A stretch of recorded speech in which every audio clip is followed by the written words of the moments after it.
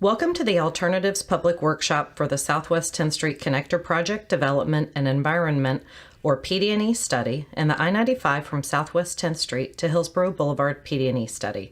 These projects are being conducted by the Florida Department of Transportation under financial management numbers 439-891-1-22-02 and 436-964-1-22-01.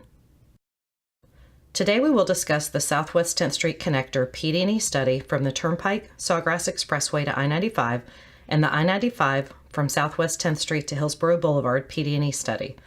While the Southwest 10th Street and I-95 projects are being evaluated as separate studies, they will be presented as one regional project encompassing the entire Southwest 10th Street corridor with connections to the Turnpike and I-95. The Broward Metropolitan Planning Organization, or MPO, formed a Community Oversight Advisory Team, or COAT, that was tasked to obtain consensus on a vision for the corridor. 18 recommendations and 15 sub-recommendations were presented to the Broward MPO in 2016. Recommendations such as safety, improved operations, and environmental considerations have already been incorporated into the project's purpose and need statement, and all recommendations are being considered during the study. You will see gold key icons throughout this presentation. The gold key symbol represents key COAT recommendations. The overall transportation project development process is shown here. We are in the PD&E phase shown in the lighter blue color. In the PD&E phase, engineering design alternatives will be developed. Community outreach and agency coordination are occurring along with evaluations of environmental and community impacts. At the end of the PD&E process, the FDOT will establish a preferred alternative. A project development and environment study is the step after a planning study, but before a project enters into the design phase. A PD&E study must follow the National Environmental Policy Act, or NEPA, requirements. During the PD&E study, all social, environmental, and engineering analyses are performed and documented regarding the proposed transportation improvements. These analyses will support decisions regarding basic design concepts and identify a preferred alternative. Since a PD&E study is not a final design project, some elements are developed to a conceptual level of detail and must be further coordinated later in the design process. Public outreach is a very important component of a PD&E study and also supports the project recommendations. The PD&E process is further broken down in this graphic. We're currently at steps 3 and 4, conducting the engineering and environmental analyses and conducting the alternatives public workshop. During the engineering analyses, alternatives are developed to meet the purpose and need of the project while incorporating the COAT's recommendations to the greatest extent possible. Potential impacts to the corridor's social, natural, and physical environments are being studied and documented. A continuous community outreach process is integrated into every step of the process to ensure that corridor residents, businesses, the traveling public, and other interested parties have opportunities for participation and meaningful input throughout the PD&E study. Every PD&E project starts with a purpose and need statement. The purpose and need for the Southwest 10th Street Connector is comprehensive and includes many of the COAT's key considerations. Providing a limited access or freeway-type connector facility along the corridor between the Sawgrass Expressway and I-95 will improve system connectivity between Strategic Intermodal System, or SIS, facilities. I-95, Florida's Turnpike, and Southwest 10th Street are all SIS facilities. SIS facilities are those that are critical to statewide mobility and economic development. Local transportation needs for Southwest 10th Street will be addressed, including the application of complete streets concepts and pedestrian and bicycle facilities. Safety and operational issues will be addressed along the corridor that will enhance emergency response and evacuation times. I-95, Southwest 10th Street, and Florida's Turnpike are all designated evacuation routes. This project will also enhance social demand and encourage intermodal relationships and economic development for the area. The Southwest 10th Street corridor represents a gap in the existing and future regional managed lanes network. This corridor is an important SIS link between the Turnpike and I-95. The Turnpike and I-95 are the backbones to the north-south movement for people and goods throughout the state of Florida.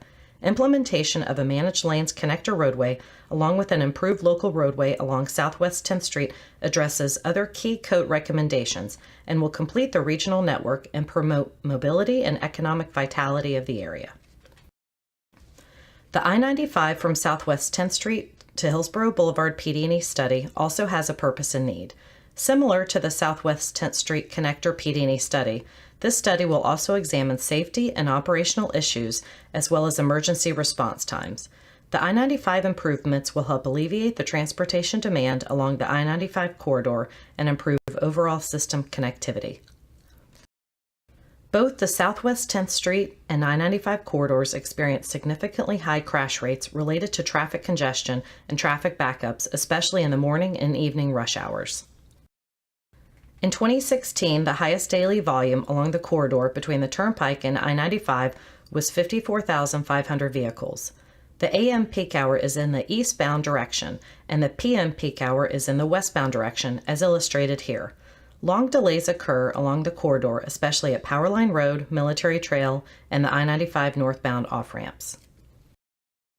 By the year 2040, the corridor is expected to handle an additional 7,400 daily trips. With the additional vehicles traveling through the corridor during the peak hours, delay and congestion will increase at all intersections. Without any improvements, Southwest 10th Street will not be able to accommodate the additional traffic. When the I-95 at Southwest 10th Street interchange improvements are constructed and the Turnpike at Sawgrass interchange improvements are constructed, more traffic will want to use the corridor. While improvements at I-95 will improve conditions on Southwest 10th Street near the interchange, Southwest 10th Street between the Turnpike and I-95 will not be able to accommodate the additional traffic unless additional improvements are provided on Southwest 10th Street. Without improvements along Southwest 10th Street, all intersections are expected to have long delays and queues, most notably in the AM peak hour as indicated by the blue segments in the top right panel of the slide, which will have a volume that is 2 times higher than the capacity of the roadway. With proposed roadway upgrades in place, estimated traffic operational conditions in the AM and PM peak hours are improved. Although some delay is still expected, conditions are better than existing conditions and significantly improved from the 2040 no-build condition. Since some of the traffic is now accommodated in the managed lanes, it is removed from the local lanes. Coupled with planned intersection improvements, the overall total signalized intersection delay in the local lanes is estimated to be approximately 650 seconds less than the no-build alternative, or almost 11 minutes less delay. In terms of traffic congestion, the 2040 build alternative provides significantly better traffic operation than the no-build alternative. By removing through traffic from local Southwest 10th Street and offering motorists a managed lane choice, east and west travel times are reduced. A significant improvement is the 40% reduction in the intersection delay, as 30% of all traffic will be in the managed lanes, and in anticipation of additional South Florida growth, 30,000 more vehicle trips can be accommodated with the build alternative. Let's look at the build alternatives considered for the Southwest 10th Street connector. All design alternatives have been developed and refined throughout the study process to meet the project's purpose and need and avoid or minimize impacts to the community and natural and physical environments while incorporating as many code recommendations as possible. The alternatives are being compared to each other in an evaluation matrix using common criteria such as community and environmental impacts, traffic operations, and others to determine which alternative has the least impacts overall while providing the most long-term benefits for the communities. As part of any PD&E study, a no-build alternative is always carried forward and included in the matrix. The matrix can be found in the display room across the hallway. 2 facilities are planned for the Southwest 10th Street corridor. One is a managed lane facility to provide a connection between the Turnpike, Sawgrass Expressway, and I-95. Concepts have been evaluated with different entrance and exit ramp locations between Powerline Road and Military Trail for access to and from the managed lanes and local Southwest 10th Street. The limits of the below-grade section continues to be evaluated for the managed lane facility. The other facility is a local, lower-speed roadway to serve businesses and communities within the corridor. Bicycle lanes, sidewalks, and other community elements have also been included.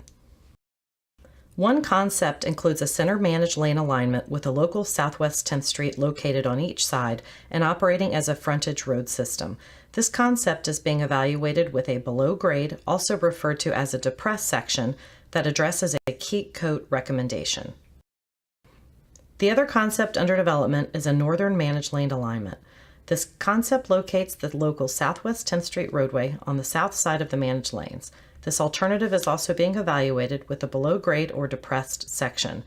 You are encouraged to visit the display room where additional renderings and plots show both alternatives in their entirety.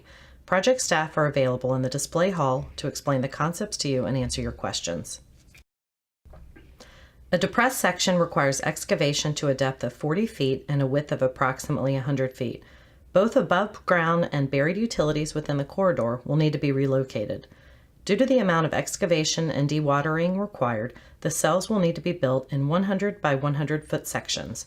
Cranes will drive sheet piling deep into the ground to isolate the cells, which will then be excavated, the cells secured with ground anchors, poured with concrete, and then dewatered with pumps.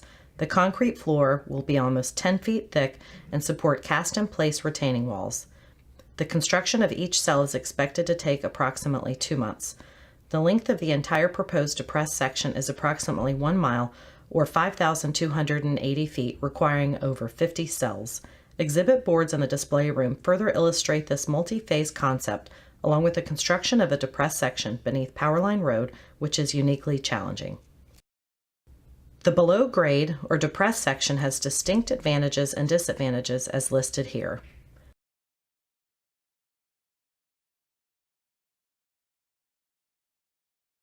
There are, however, other alternatives that may be explored but have not yet been evaluated. Please refer to the detailed exhibits in the display room for more information. The proposed managed lanes along Southwest 10th Street will tie into new express lanes along I-95. Flyover ramps will provide direct connections from the managed lanes on Southwest 10th Street to the express lanes located within the median of I-95. Let's take a closer look at the concepts and the I-95 interchange, as well as the proposed improvements along I-95 itself. As with the Southwest 10th Street connector, the tie into I-95 examines a north alignment alternative and a center alignment alternative. These alternatives feature 3rd and 4th level flyovers at the interchange, as well as an overpass at Military Trail. The north alignment alternative, shown here in the top panel, features elevated managed lanes above a reconstructed Southwest 10th Street. In the bottom panel, the managed lanes have been left off the graphic to highlight the local Southwest 10th Street proposed turn lane and intersection improvements. These local improvements include a relocation of Southwest 12th Avenue and a roundabout at the junction of East Newport Center Drive and West Newport Center Drive. The center alignment alternative, shown here in the top panel, features elevated managed lanes in the center of the right-of-way with the local Southwest 10th Street lanes on either side of the elevated lanes. 3rd and 4th level flyovers, as well as the overpass above Military Trail, are the same for both alignments.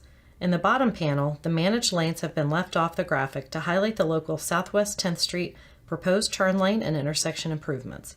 Because the eastbound and westbound local lanes are separated by an elevated section, the left turn lanes must traverse a wide median beneath the elevated managed lanes as seen in the bottom panel. Additional details can be viewed in the display hall. The north alignment and center alignment alternatives both feature a continuously elevated section carrying the managed lanes over Military Trail and an elevated ramp conveying eastbound traffic exiting to local Southwest 10th Street. Shown here is the north alignment alternative. In addition to the interchange improvements at Southwest 10th Street, Mainline I-95 is being widened to accommodate 2 express lanes in each direction. The improvements extend from just south of Northeast 48th Street to the existing interchange at Hillsborough Boulevard, where entrance and exit ramp improvements are proposed. For detailed information, please visit the display room where you can talk with the project team. For both the Southwest 10th Street connector and I-95 improvements, each build alternative is evaluating the natural, physical, cultural, and social environments with the goal to avoid or minimize impacts to these resources. No wetland impacts and only minor impacts to surface waters are anticipated. No adverse effects to endangered or threatened species are anticipated. A bald eagle nest is located in Quiet Waters Park, although no adverse effects are anticipated. Results of the environmental analyses for each project will be documented in the natural resource evaluation prepared for each project. A sociocultural effect evaluation is ongoing, and a cultural resource assessment survey will be prepared to evaluate the effects to historic and archaeological resources. Preliminary evaluation indicates no adverse effects are anticipated. There are several resources protected under Section 4F of the U.S. Department of Transportation Act. No permanent impacts to these parks are anticipated, but temporary impacts may be possible. Coordination will occur with Deerfield Beach and Broward County regarding the park resources. A contamination screening evaluation is in process for both the Southwest 10th Street and I95 projects. 17 sites have been identified in the existing databases and field reviews. No high-risk sites and 3 medium-risk sites have been identified. A contamination screening report is being prepared to document any potential effect on contaminated sites. An air quality screening will also be completed for both projects. Noise is a key concern for the communities surrounding the corridor. Along Southwest 10th Street, there are 7 residential communities, 3 recreational sites, and 1 commercial site that are considered noise-sensitive areas. In addition, the I95 corridor has 10 non-residential noise-sensitive sites. Noise levels have been measured at various locations along both corridors, and an analysis is being performed for each of the concepts. Each alternative is being evaluated to determine if, where, and what type of noise barrier would be the most appropriate for impacted areas. Noise walls, if required, will be closely coordinated with affected stakeholders. The results of the noise studies are anticipated to be available in the fall of 2018. Water supply wells for the City of Deerfield Beach are located along the south side of Southwest 10th Street and the east side of Military Trail. In order to assess the impacts of a proposed depressed section on the well fields, groundwater modeling is scheduled to be performed this summer. As you can see from this graphic, the wellfield protection zones extend into the project areas and are a very important consideration in the evaluation of a depressed section. The FDOT has planned and funded 2 future landscape projects to address landscape and aesthetic elements along the corridor for installation immediately after construction of the roadway improvements. As the PD&E alternatives are developed, landscape design concepts will be developed and coordinated. The schedules for both the Southwest 10th Street and I95 studies have been closely aligned. Today, FDOT is hosting the Alternatives Public Workshop. After today's workshop, FDOT will evaluate the public comments received, continue meeting with stakeholders, and refine the build alternatives. The public hearing, where the FDOT will recommend a preferred alternative to move forward to the design phase, is tentatively scheduled for early 2019. Each of these meetings represents additional opportunities for you to offer your feedback. Location and Design Concept Acceptance, or LDCA, signifies the end of the PD&E phase and is scheduled for May of 2019. As we move forward, alternatives will continue to be developed and refined, and environmental evaluations will be conducted. Public outreach is continuous throughout the study, and interested groups are encouraged to contact the project team, who will be available for group meetings. The team looks forward to meaningful stakeholder engagement during the PD&E process and welcomes all input. The workshop today represents an additional opportunity for you to provide your input and feedback to the team on the engineering concepts being developed. The public hearing is another meeting where you can provide your comments. This project is currently scheduled to begin the final design phase in mid-2019. Currently, construction funding is in 2025, but FDOT is working hard to advance funding to get this important connector constructed in order to complete the regional roadway network. Please tell us what you think by taking the survey, writing a comment card, or both. Your opinion is important. The project website shown here is another method to submit your comments, get project information, or contact the project team. Please visit the display rooms across the hall where you can talk with project staff and examine the concepts up close. This concludes our presentation, and we thank you for attending this Alternatives Public Workshop.